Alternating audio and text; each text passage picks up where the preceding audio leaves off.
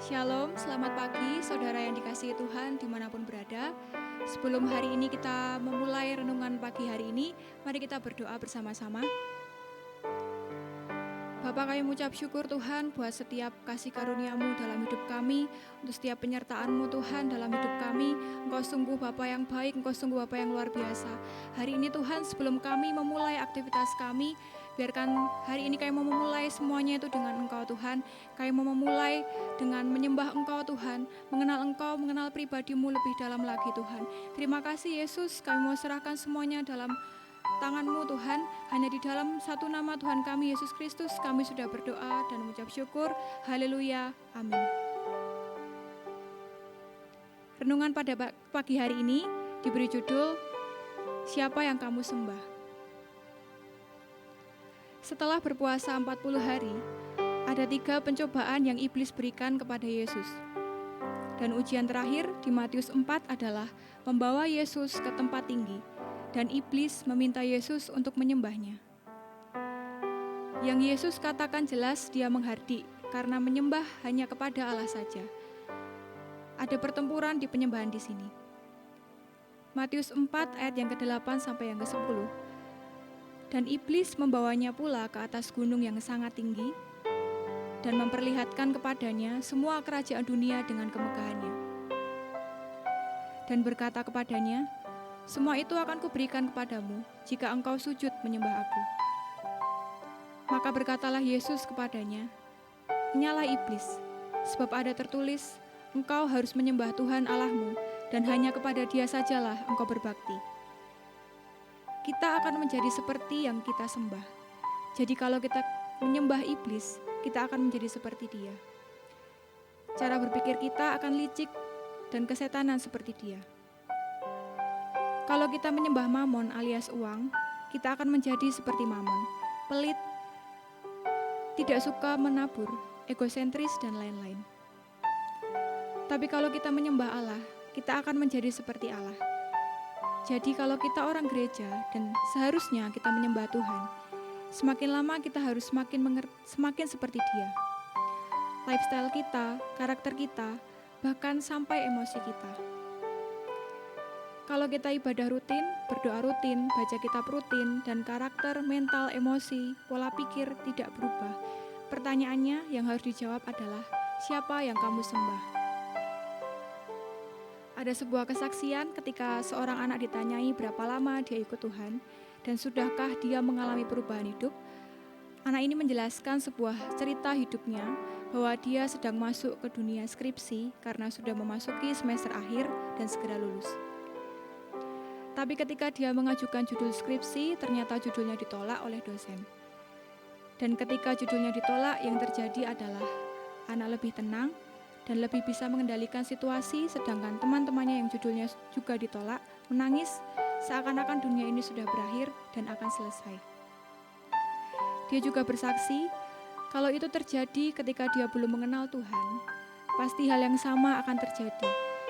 Tetapi ketika anak ini mengerti bahwa masa depan itu Tuhan yang beri, meskipun gagal di tahap pertama, ini waktunya mencoba lagi dan terus maju. Ketika kita mengerti siapa yang kita sembah, respon yang kita berikan pasti berbeda. Pertanyaan untuk kita, bagaimanakah respon kita? Bagaimana sikap kita? Janganlah menghakimi orang lain, karena penghakiman hanya milik Tuhan saja. Mari kita berbenah, menyembah Allah yang benar, sembah Dia dalam roh dan kebenaran, maka otomatis kita akan menuju ke arahnya. Pagi hari ini Tuhan, biarkan setiap dari kami mengenal pribadi-Mu dengan baik, mengenal pribadi-Mu dengan benar Tuhan, mengenal pribadi yang berjalan bersama dengan kami, mengenal pribadi yang kami sembah.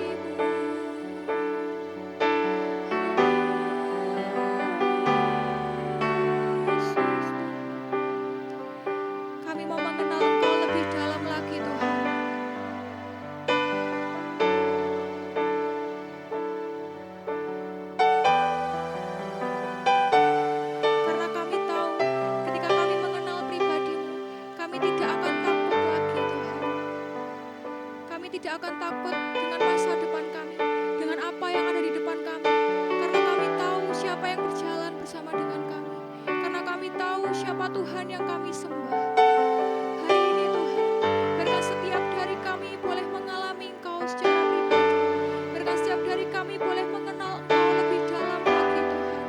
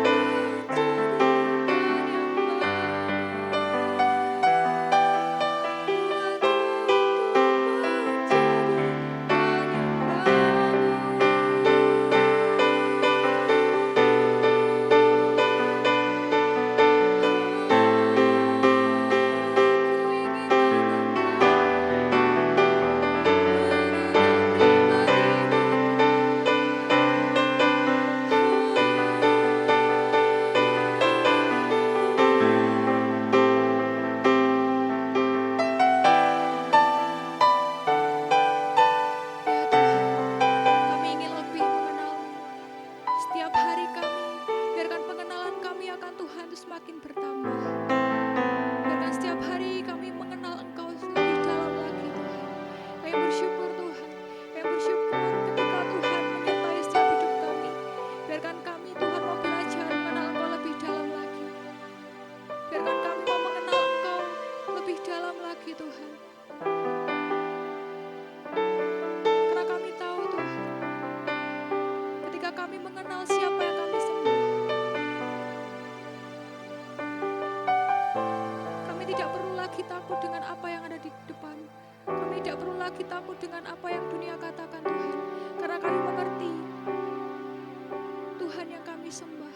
Karena kami mengerti bahwa Engkau adalah Tuhan yang baik dalam setiap hidup kami Tuhan. Terima kasih Tuhan, kami bersyukur buat pagi hari ini, buat pagi hari yang indah ini Tuhan. Ketika Tuhan izinkan setiap kami untuk kami boleh menyembah Engkau dalam roh dan kebenaran. Biarkan hari ini Tuhan, kami memulai dengan kuat bersama dengan Tuhan. Kami memulai aktivitas kami bersama dengan Engkau Tuhan. Terima kasih Yesus, kami serahkan semuanya Tuhan. Kami serahkan hidup kami serahkan setiap aktivitas kami pada pagi hari ini Tuhan ke dalam tangan-Mu. Terima kasih Yesus, hanya di dalam nama-Mu Tuhan kami sudah berdoa dan mengucap syukur. Haleluya, amin. Selamat pagi, selamat